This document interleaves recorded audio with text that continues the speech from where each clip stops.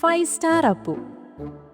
ഒരു ദിവസം അപ്പുക്കുറുക്കന്റെ അമ്മയ്ക്ക് കോഴിക്കറി കൂട്ടുവാൻ ഭയങ്കര മോഹമുണ്ടായി. എടാ അപ്പുവേ, നീ പോയി വല്ല കോഴിയെയും പിടിച്ചിട്ട് വാടാ.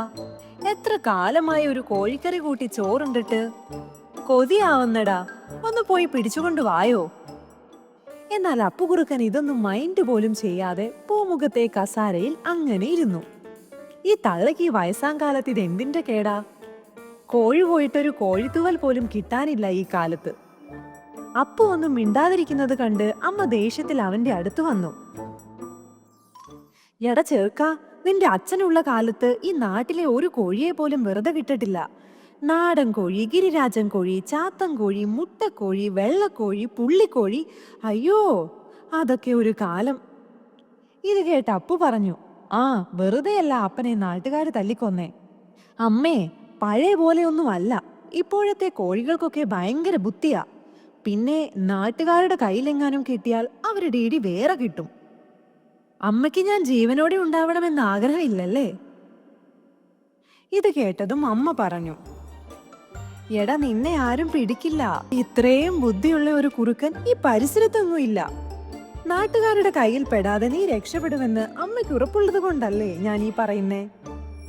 ഈ വയസ്സാം കാലത്ത് ഒരു കോഴിക്കറി കൂട്ടാൻ ഒരു ആഗ്രഹം. ഒന്ന് പോ ചെറുക്കാ. അമ്മ തന്നെ പൊക്കി പറഞ്ഞത് കേട്ടപ്പോൾ അപ്പു കുറുക്കന് കുറച്ച് ധൈര്യമൊക്കെ ഉണ്ടായി. ശരിയാണ്, ഒരു കോഴിക്കറി കൂട്ടി ചോറുണ്ടിട്ട് കുറച്ചു കാലമായി. അങ്ങനെ അപ്പു കുറുക്കൻ കോഴിയെ പിടിക്കാൻ തയ്യാറായി. അമ്മേ, ഞാൻ പോയി ഒരു കോഴിയെയും കൊണ്ടേ ഇന്ന് വരുന്നുള്ളൂ. നിങ്ങൾ പോയി വെള്ളം അടുപ്പത്ത് വെച്ചോളി. ഇതും പറഞ്ഞ് അപ്പു ചാക്കുമെടുത്തിറങ്ങി. അങ്ങനെ കുറച്ചു ദൂരം നടന്നു ചെന്നപ്പോൾ അപ്പു കുറുക്കൻ ഒരു കോഴിയുടെ കൂവൽ കേട്ടു. ഇവിടെ അടുത്തൊരു കോഴി ഉണ്ടല്ലോ. പെട്ടെന്ന് തന്നെ പിടിച്ച് ചാക്കിലാക്കി വീട്ടിൽ കൊണ്ടുപോണം. അവൻ മണം പിടിച്ച് കോഴിയുടെ അടുത്തെത്തി. കോഴിയെ കണ്ടതും അപ്പു കുറുക്കന്റെ കിളി പോയി. അയ്യോ, ഇത് എന്തു വലിയ കോഴിയാണ്. കുറച്ചു ദിവസത്തേക്ക് അമ്മയ്ക്കും എനിക്കും കുശാലായി. അവന്റെ വായിൽ വെള്ളമൂറി. എന്നാൽ വീടിന്റെ മുകളിൽ കയറിയിരിക്കുന്ന കോഴിക്കുട്ടനെ എന്തു പറഞ്ഞാണ് താൻ ചാക്കിലാക്കുന്നതെന്ന് അപ്പുക്കുറുക്കൻ ആലോചിച്ചു നിന്നു. എടാ കോഴിക്കുട്ടാ, നീ എന്തിനാ വീടിന്റെ മുകളിൽ കയറി നിൽക്കുന്നത്? താഴേക്കിറങ്ങി വന്നൂടെ? ഞാൻ നല്ല കഥകൾ പറഞ്ഞു തരാം. എനിക്ക് വലിയ ഇഷ്ടമാണ് കോഴികൾക്ക് കഥ പറഞ്ഞു കൊടുക്കുന്നത്. എന്നാൽ ഇത് കേട്ട കോഴിക്കുട്ടന് ചിരി അടക്കാൻ സാധിച്ചില്ല. ഒന്ന് പോടോ, ചാക്കായിട്ടാണോ നിങ്ങളുടെ കഥ പറയാൻ നടക്കുന്നത്? നിങ്ങൾ കുറുക്കന്മാര് പണ്ടേ ഉടായിപ്പാ. എന്റെ അപ്പനപ്പൂപ്പന്മാരെല്ലാം പറയുന്നത് നിങ്ങളെ വിശ്വസിക്കരുതെന്നാണ്. ഞാൻ ഇവിടെ തന്നെ ഇരുന്നോളാം. ചേട്ടൻ അവിടെ ഇരുന്ന് പറയുന്ന കഥ പറഞ്ഞാ മതി, ഞാൻ കേട്ടോളാം. അപ്പുക്കുറുക്കൻ ആകെ കുഴപ്പത്തിലായി. എന്തു പറഞ്ഞാലും ഇനി ഇവനെ താഴേക്കിറക്കാൻ പറ്റില്ല. പെട്ടെന്നാണ് അവനൊരു ഐഡിയ തോന്നിയത്. അവൻ പോക്കറ്റിൽ നിന്നും ഒരു 5 സ്റ്റാർ മിഠായി എടുത്ത് കോഴിക്കുട്ടനെ കാണിച്ചതും കോഴിക്കുട്ടന് കൊതി സഹിക്കാൻ പറ്റിയില്ല. അയ്യോ ചേട്ടാ, 5 സ്റ്റാറോ?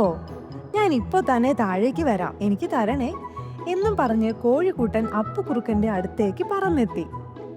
എന്നാൽ അപ്പുകുറുക്കൻ സൂത്രത്തിൽ 5 സ്റ്റാർ ചാക്കിലേക്ക് ഇട്ടിട്ട്, നീ ഈ ചാക്കിൽ കയറിയിരുന്ന് തിന്നോ, മിഠായി ആരും കാണണ്ട എന്ന് പറഞ്ഞു. എന്നാൽ കോഴിക്കുട്ടൻ ചാക്കിൽ കയറിയതും കുറുക്കൻ ചാക്കു പൊത്തിപ്പിടിച്ച് തോളിലേക്കിട്ട് നടത്തം തുടങ്ങി. കോഴിക്കുട്ടൻ ഇതൊന്നും അറിയാതെ 5 സ്റ്റാർ രുചിയോടെ തിന്നിരുന്നു.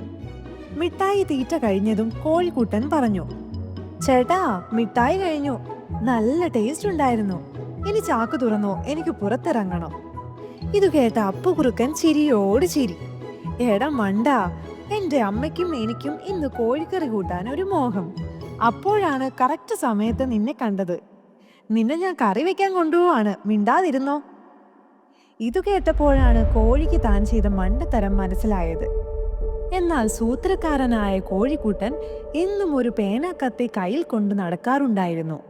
അവൻ കുറുക്കൻ അറിയാതെ അരയിൽ നിന്നും കത്തിയെടുത്ത് ചാക്കിനൊരു തുളയുണ്ടാക്കി. തന്നെ പറഞ്ഞു പറ്റിച്ച ഈ കുറുക്കനും അമ്മയ്ക്കും ഒരു പാഠം പഠിപ്പിക്കണമെന്ന് അവൻ മനസ്സിൽ തീരുമാനിച്ചു.